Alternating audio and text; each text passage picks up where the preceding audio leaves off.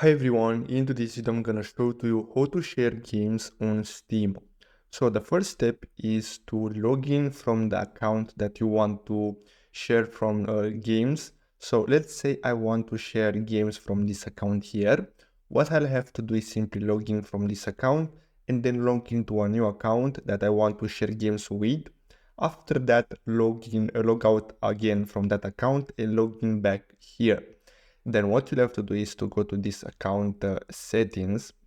So you'll have to go to this account settings and then scroll down, and then you'll have to make sure that the Steam Guard is enabled.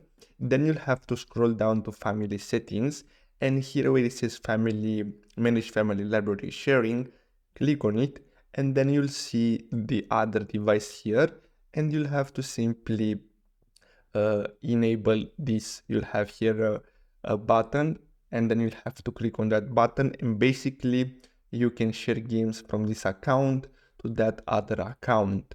So I hope you found this video helpful. Thanks for watching.